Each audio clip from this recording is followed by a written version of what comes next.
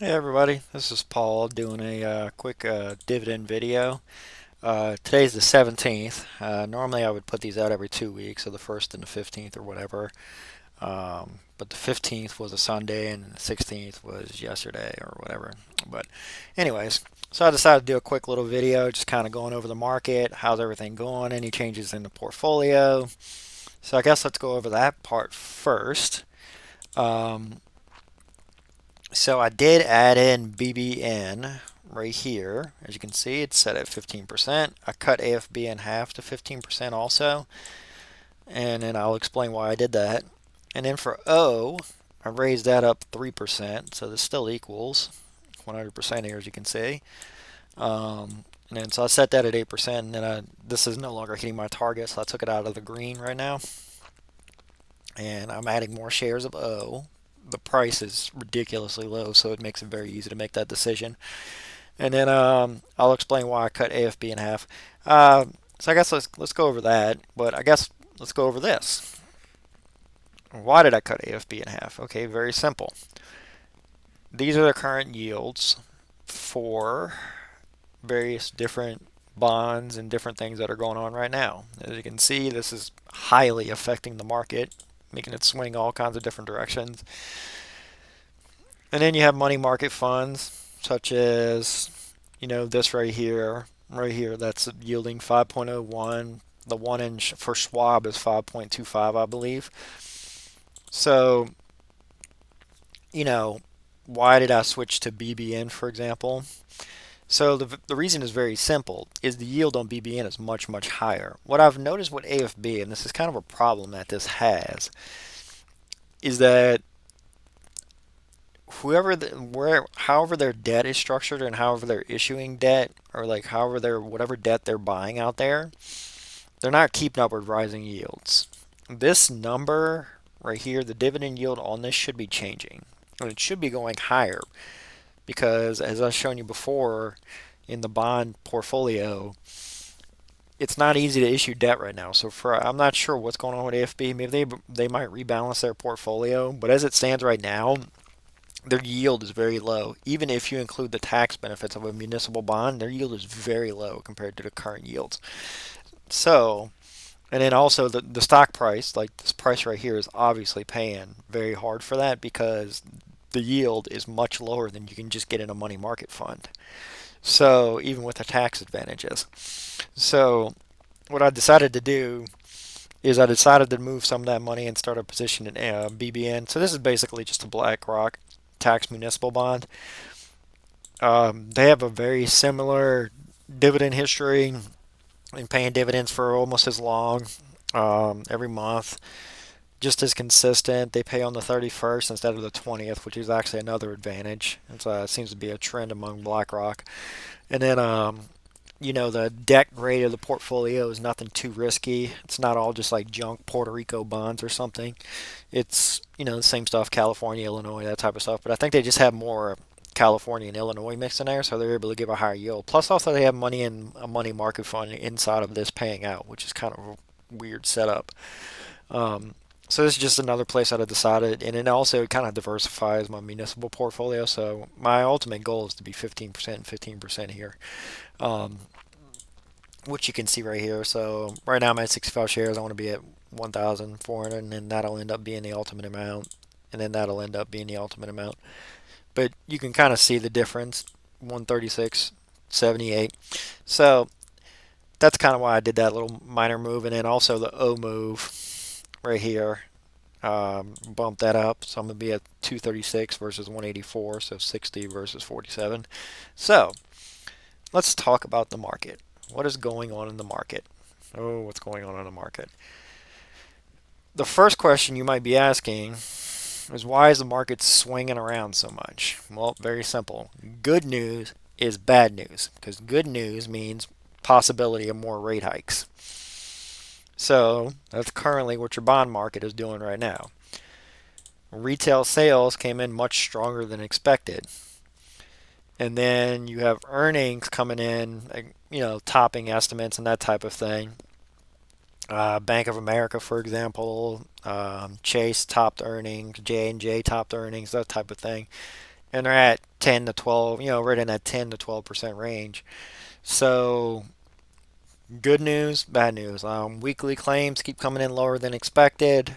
Um, GDP right here, for example, is coming in stronger than expected. So, there's just different numbers. Like unemployment keeps coming in stronger than expected. Just all these different numbers keep coming in stronger when you would expect it to get weaker. Also, inflation has a few things going on with it right now. The Fed officials, even though the inflation number looks like it's still hot, the Fed officials are basically starting to get onto the we'll keep higher at this current rate where we're at, 5.25 to 5.5, for longer. That's become the new thing. And the reason why we're in higher for longer when we really don't need to be is because of this. You can pause the video right here, review this chart all you want, but OER did not capture inflation correctly the first time around, and it's not capturing inflation correctly this time around. So as you can see, the official, OER still says we're at like some like, we're at this. In reality, we're at this. Um, National statistics, national averages of just different areas. Like I know there's obviously different areas that are still hot and seeing rent increases, but as it stands right now, asking prices for rents are actually going down as new supply hits the market from just different multifamily units that are being built. So in 2024, this is this bomb is going to hit. It's got a very, very lagged. It's very, very lagged. So there's a 12-month lag effect, as you can obviously see, and it is by the time we get the actual effect, this could potentially be negative going into 2025 if you can kind of even remotely wrap your brain around that. 2024 could be very, very rough. Just given the simple fact is that if they hold rates here, which is kind of sounds like what they're going to do, that could be something. So today was happened is just an example. All this data came out, the market immediately dropped by 30 points because this got priced in. As you can see here, this started to get priced in for more hikes. But then more Fed officials came out and said, well, we might pause where we're at. So we might pause and hold, which is code for go up to our Fed funds rate and uninvert the curve. So it's called a bear steepener for a reason. Um, it typically means that the market is expecting inflation, this inflation number to stay, I guess hot is the key word, but this makes up 65% of that number that just came out for the CPI for September. And it's completely useless.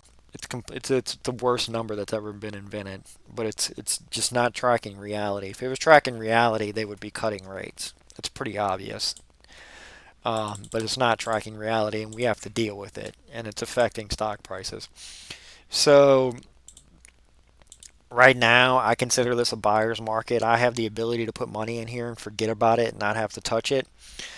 Um, the only money I would possibly touch would be this right here. Um, you know, that right there. But that's only if I have an emergency, for example. I had to get all four tires changed and my oil done recently. And here's a little bit of inflation for you if you want to get a general idea. Same place, 10 months apart, as you can see here. I don't think I got my oil done when I got this done because I got my oil done later on that year. But you can get a general idea. But so I think that's kind of where we're at right now. It's mostly a dividend buyer's market. I'm going to keep adding positions. I don't when they do eventually cut, and I have a feeling that the market is pricing in the first cut sometime in June of next year. I think dividend stocks are going to go up, but by that point, we're going to have to see where the economy is. Right now, like I said, if you're long term, you're not too worried about any of this action right now. If you're short term and you're looking for just safety, just put it in a money market fund. I could do an entire channel where I open this and this entire amount is sitting in a money market fund. And that could be my entire channel, talking about 5% rates. But, I'm kind of, I prefer not to do that and I prefer to have it in different places, but that's a really, really nice yield. It's a really nice yield, and it's only going to go up as the rates stay at these levels for longer and more debt gets issued and more money market funds buy into that debt. So, I think that's kind of where we're at right now. We're just waiting on data. It's the same thing we've been doing this whole time and hoping that nothing breaks in the process. We're just waiting on this little curve to go down. That's literally the only thing we're all waiting on right now, and it's going to take a long time. It's going to take a very long time. If you can kind of get a general idea, it is here now at 0.1%. That's September of 2024 when it's going to reflect just the number that's going on actually today. If you want to get a general how long this could take. And it's going to take a long time. But at some point, when this starts to curve back down, that's when we're going to start to kind of see the bigger drops. But as you can see, it's like it's going to take a while. So I think that's kind of where we're at. So let me know if you have any questions. Just throw them in the comments. Thank you.